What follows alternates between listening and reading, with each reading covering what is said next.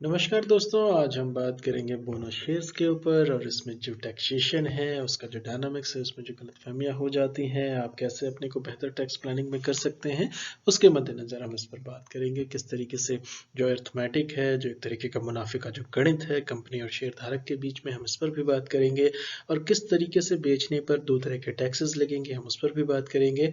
और ये जो बोनस शेयर्स हैं, इसमें हम इसमें देखेंगे कि इसमें लगता भी है कि नहीं लगता है। आयकर के दायरे में वैसे नहीं आते हैं बोनस में मिले शेयर्स, लेकिन सिर्फ इतना कहने से काम नहीं चलेगा, आपको इसके पीछे का रैशनल समझना आना चाहिए।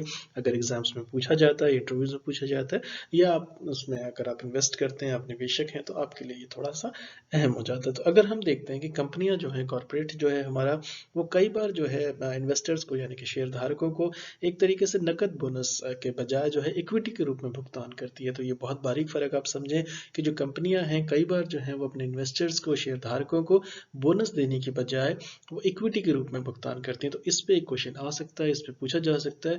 तो जो आपका इनकम टैक्स डिपार्टमेंट है यानी कि आयकर विभाग है, ये नकद बोनस पर टैक्स वसूलता है, लेकिन शेयर के रूप में मिले बोनस पर कर नहीं लगता। तो ये जो लैंग्वेज होगी क्वेश्चन की, वो बहुत ज़्यादा ट्रिकी हो जाएगी।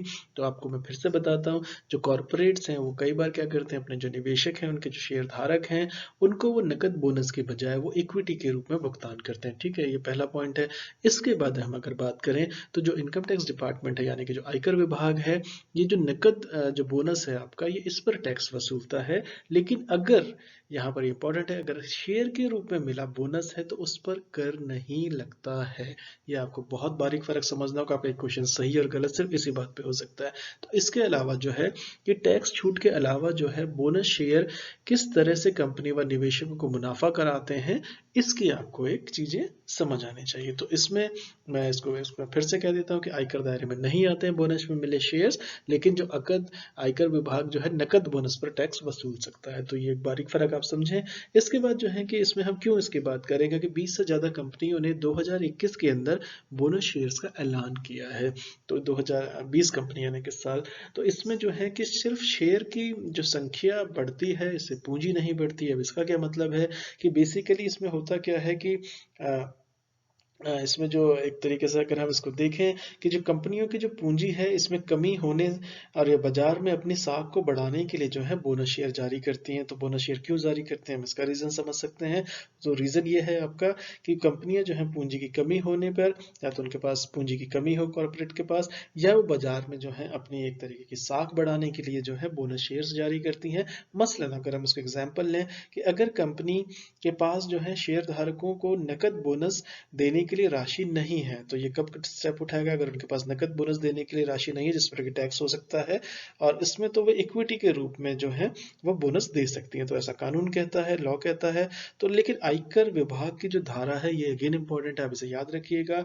जो आयकर विभाग की जो धारा है 56 ऑफ 2 और ऑफ 7, जो ये 7 का कॉलम है, 56 ब्रैकेट में 2 और इसके बाद रोमन में आपका 7 आ जाएगा। तो इसके तहत जो है कि बोनस के रूप में मिला जो है शेयर पर उनके बाजार मूल्य के आधार पर टैक्स की मांग करता है। तो ये इसका पहला है कि आयकर विभाग का जो कहना है, जो उसकी धारा है 56 ऑफ 2 ऑफ 7, तो इसके तहत जो है बोनस के रूप में जो मिला शेयर है, उसके बाजार मूल्य के आधार पर टैक्स की मांग करता है। तो ये तो ऐसा कानून कहता है। लेकिन जो है इसमें एक इंपॉर्टेंट है, इसमें कर्नाटक हाईकोर्ट की इसमें जो बात है, कर्नाटक हाईकोर्ट ने जो है कि पिछले दिनों में एक फैसले में कहा है, क्योंकि जो बोनस है, बोनस शेयर जो है सिर्फ इक्विटी की संख्या बढ़ाते हैं, इससे शेयर धारक या कंपनी में पूंजी पर कोई असर नहीं पड़ता, लिहाजा इन्हें अन्य स्रोतों से मिली आय नहीं माना जा सकता। तो यह हाईकोर्ट का स्पष्ट रूप से कहना है, आपको ये समझना चाहिए। तो इनकम टैक्स के हिसाब से आयकर विभाग की धारा 56 ऑफ 2 ऑफ 7 के तहत बोनस के रूप में मिले शेयर पर उनके बाजार मूल्य के आधार पर टैक्स की मांग करता है। लेकिन इसके बनस्पत जो है, कर्नाटक हाईकोर्ट की जो रूलिंग आई है पिछले दिनों में, उसने ये कहा है क्योंकि जो बोनस शेयर्स हैं सिर्फ ये इक्विटी की संख्या बढ़ाते हैं, और इसमें जो है शेयर धारक जो होता है या कंपनी की पूंजी पर इसका कोई असर नहीं पड़ता, लिहाजा इसके अन्य स्रोतों से मिली आय नहीं माना जा सकता और ये कर के दायरे से बाहर होगा, ऐसा स्पष्ट रूप से कर्नाटक हाई कोर्ट की रूलिंग है। तो इसमें अब बात ये आ जाती है कि जो इनकम टैक्स एक्सपर्ट्स हैं उनका एक तरीके से ये मानना है उसके मोटे तौर पर कि जो बोनस में मिले जो शेयर हैं इससे शेयर धारकों की आय में इजाफा नहीं हुआ, जिसको हाई कोर्ट ने भी, कर्नाटक हाई कोर्ट ने भी माना। तो इसमें जो है कि इससे जो है कि कर को भी नहीं वसूला जा सकता क्योंकि कंपनी इस पर कोई शुल्क नहीं लेती हैं। तो ये आपको बहुत बारीक फर्क समझना चाहिए, लॉ क्या कहता है, इनकम टैक्स क्या कहता है, बोनस शेयर क्या कहता है। इसके आगे भी हम बात करेंगे अगली स्लाइड पे। अब हम इसी बात को अगर हम आगे बढ़ा दें तो हम ये पाते हैं कि जो मौजूदा शेयर के जो, अब ये मैं आपको बैकड्रॉप फिर से रिमाइंड करा देता हूँ कि 20 से ज्यादा कंपनियों ने 2021 में बोनस शेयर का ऐलान किया है। तो इस पर्सपेक्टिव में हम बात कर रहे हैं। तो मौजूदा शेयर का जो अनुपात में तय होता है बोनस, जैसे कि मान लीजिए कि जैसे कंपनी बाजार में मौजूद शेयरों के अनुपात में ही बोनस शेयर देती है। कोई कंपनी मान लीजिए 1:1 की दर से अगर बोनस शेयर दे रही है तो इसका मतलब है कि उसके हर शेयर पर धारक को एक और शेयर मिलेगा अगर 1:1 पे है। तो इसी तरीके से कंपनी अगर 4:1 पे बोनस देती है तो धारक को एक शेयर के साथ जो है 4 बोनस शेयर मिलेंगे। तो ये आपको समझना चाहिए, स्टेटमेंट्स के तौर पे पूछा जा सकता है एग्जाम में। यानी इसका मतलब क्या है कि जो शेयर धारक है इसके पास पहले 100 शेयर थे तो अब 500 हो जाएंगे। और हाँ, इसमें जो है कि शेयर का जो मूल्य है संख्या के अनुपात में ये घटता जाएगा और जिससे कि बाजार पूंजी पर इसका असर नहीं पड़ेगा। ये इसका इकोनॉमिक इंटरप्रिटेशन है या इसका ये फाइनेंशियल इंटरप्रिटेशन है, इसका रैशनल है। मैं आपको फिर से बताता हूं, क्योंकि अगर शायर के पास जैसे 100 शेयर है, उसके बाद अगर 4:1 में है तो उसके पास 500 शेयर हो जाएंगे, लेकिन शेयर की मूल्य संख्या के अनुपात में घटता जाएगा जिससे कि है बाजार की जो पूंजी है इस पे असर नहीं पड़ेगा। तो ये थोड़ा सा गिमिक है, यहाँ पर आप इसको समझें। और इसमें जो है कि दोनों शेयरों की जो अवधि है, अगर हम इसको और बारीकी से तो दोनों शेयरों की जो अवधि की गणना कैसे की जाएगी, अलग की जाती है। तो मूल शेयर की पर जो इसका जो मूल शेयर है इसकी अवधि पर लागत उसे खरीदने की जो तारीख से होगी और उसके हिसाब से टैक्स लगेगा, ये पहली बात है। इसके साथ जो बोनस शेयर पर अवधि की गणना कंपनी की ओर से जारी करने के बाद की जाएगी। तो बोनस शेयर में जब कंपनी जारी करेगी तब की जाएगी और मूल शेयर पर अवधि की गणना होगी जब उसे खरीदने की तारीख से होगी। तो ये बारीक फर्क आप समझें।